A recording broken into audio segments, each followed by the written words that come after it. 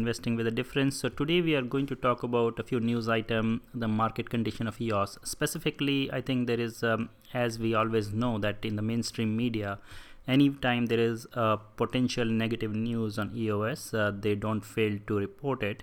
So we are going to talk about that, while we have been talking about quite a few of positive news in last few videos.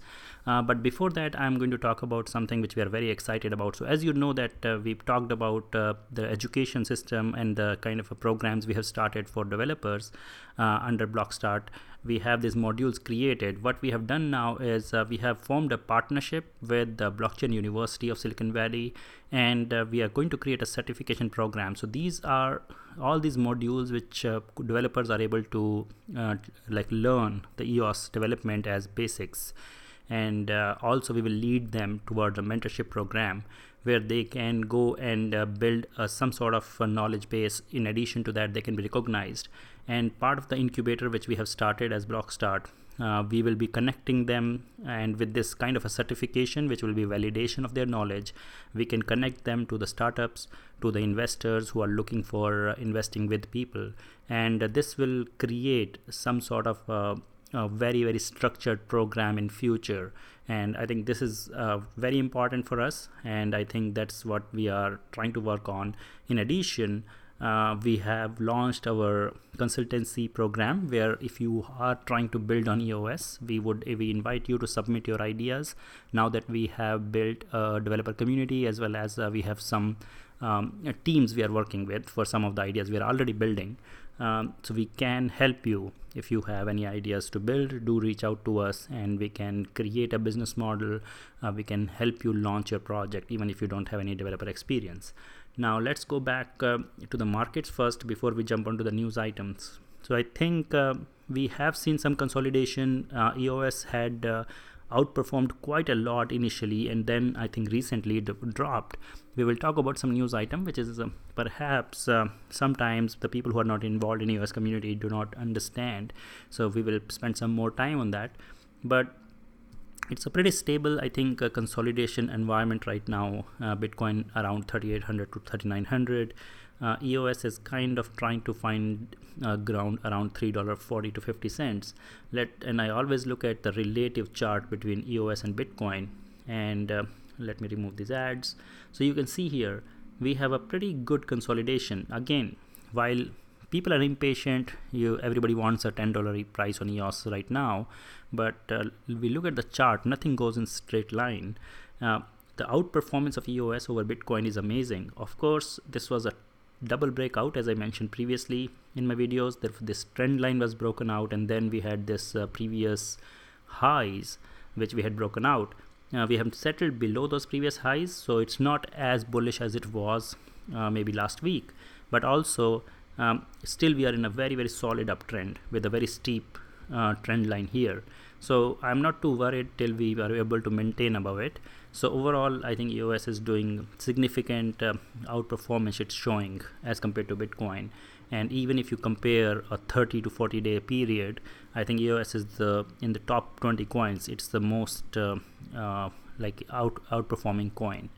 Now, I think a lot of people are pointing to this news, and I think a lot of mainstream media has picked up this so-called hack in EOS world. I saw some comments on YouTube and so on my videos on people who don't understand what really happened. So first of all, let me clarify. This was not a hack. This was a leak in the system. As you know that there were certain accounts which were kind of scam accounts. People lost their funds to these scams, where they either entered their private keys or they generated the wrong private keys at the time of EOS mainnet registration, and ECAF tried to help them, and we had blacklisted those accounts. Not a lot of people understand this, but even though there was no transaction ever reversed on EOS mainnet, but these accounts were frozen for future decision to be taken. And as you know that overall in the community, there's a very big debate, and nobody wants ECAF. If you look at the referendums, 22 million voters have voted against ECAF. So they don't want base layer arbitration. They don't want any block producer action to stop the transaction, reverse the transaction, and so on. So one needs to understand this was early days of EOS when ECAF tried to stop these, and block producers were not sure because it was part of the constitution and we are trying to reverse it as part of referendums. So this is not really a hack, it was but what happened really, which was not great for sure. So let me explain that to you. But before we go into details, when you focus on this news, you need to see how educated the writer is about EOS. So some of these highlights is they talk about EOS 42, which is a block producer. They're confusing them with EOS Go, which is actually EOS Asia initiative, and that is a more of a media agency. They're also calling EOS 42 as a web-based community, so they have no idea who EOS 42 is. Secondly, they talk about the block producers as the term used to describe most efficient miners. Now they have no idea about DPoS. They don't know that it's a democratically selected miners and not the most efficient miners. So all these shows you the quality of content coming out on this mainstream media. They don't even know how EOS DPoS works and what is going on. But okay, what really happened? So what happened is they have some part of it is correct in this news, that is games.eos, which is a block producer from China. They are not very well known because they have never declared their ownership. The assumption is that because in initial days, I think a lot of people believe it was started by Start EOS, and there is a lot of evidence on the ground that it is owned by Start EOS, which is another block producer from China, which is doing a lot of work in the name space and so on. They had been bidding and helping EOS community quite a lot with their wallets and so on.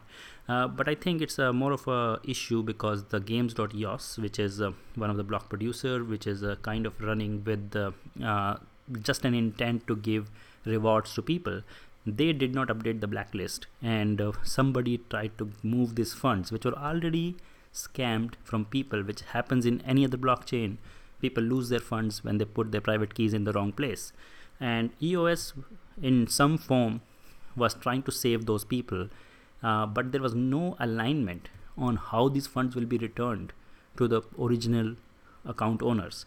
So remember, this is not a new hack. This is the standard crypto hacks which happen every day, and somebody tried to move those funds out which were blocked. So there is no real EOS hacks. And so first of all, when they say that somebody stole $7.7 million from EOS cryptocurrency, this does not make any sense. So this is something which we need to understand, but I agree that it is not looking good for EOS because I think the whole idea of ECAF was not very well implemented, and this is a failure on the community part, failure on block one, where they came out with a constitution which was kind of subjective. It had these areas of ECAF which were not clear, and we made some mistakes as a community. And as I said, it's a very clear referendum. If you see 98.5% people believe that ECAF should be removed, and that is something which I hope that block producers quickly agree to. And now EOS 42 has come up with a plan to just make sure that these keys for these accounts which are blacklisted should be just kind of nullified and removed. So I think there are solutions being proposed to fix it, but it's pretty much a kind of a hyperbole to say that the EOS was hacked. Now, of course, as I said, we keep coming back with more and more positive news. Mainstream media never talks about EOS, so that also tells you how much of this media is controlled by the kind of a religious world of crypto, where people really want to focus on Ethereum and some other projects which have got much more funding. But I think we should agree as a community, as Block One, as I think mostly the marketing part has failed for EOS. And even though we are right now one of the top currency, like number 4, if you look at the market cap, you need to understand that most of the market narrative has been negative. So this is I think a kind of a thing which we can correct. All of us who believe in EOS as technology, we need to come together and help it. But I think from a governance aspect, of course, EOS has a lot of things to fix. There are a lot of open items like ECAF and so on, and that's why participation in referendums is very important. So I would still recommend people who have not voted to go and try to fix these. Remember that technology is making progress. That's why we are still a multi-billion-dollar market cap on EOS. But what is missing is, how do you get a universal acceptance is when we fix all these open items on governance. And I think a lot of people are trying to do that. It's not ideal. Things will keep progressing. The good news is the developers are moving. We talked about it in previous videos. We talk about so many different developments from a technology perspective, new applications coming to EOS, because there's nothing else which is available which is as good technically as EOS, and that's what matters. We are not building a country or a state or like EOS maximalist kind of a scenarios. We are building a technology, and if technology is useful, if people can build real businesses on top, it will automatically progress. That's my view. I think some people are too kind of serious about governance. Some people are too involved in or we should have certain way or other. I think that is not how technologies are built. While I agree that Bitcoin was built on certain idealism, Ethereum has certain idealism of how they define is decentralization. Unfortunately, those are not usable chains for real businesses. And when EOS has taken a middle ground on some sort of optimizing technology while trying to reduce the dependency on anybody to come in and join, but still it's a democratic system. People can vote for block producers, and I think even the governance aspect will be much better when we have better voter participation. And I think that is something which we can all contribute to. And even a smallest vote, ultimately it adds up. We have seen in our proxy as Investing with a Difference, we are now 3.8 million votes. And I think this matters because even if you are a small voter, it's like 2,000 people have come together to form this Investing with a Difference proxy. And even if you have like a few hundred EOS or 1,000 EOS, all that matters to add up to 3.8 million. We are already taking initiatives. We talked about the EOS infrastructure initiatives where we are sponsoring BPs, like we are going to vote for BPs who are building history nodes, who are building kind of a backup BP testing. There are so many initiatives as a proxy we are taking, and that is because of your small vote, which is part of this proxy.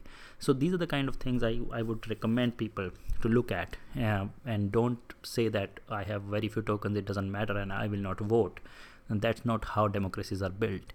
But again, as I keep reminding people, it's not just about governance. I think EOS is a huge step in blockchain technology, and the developers do not care.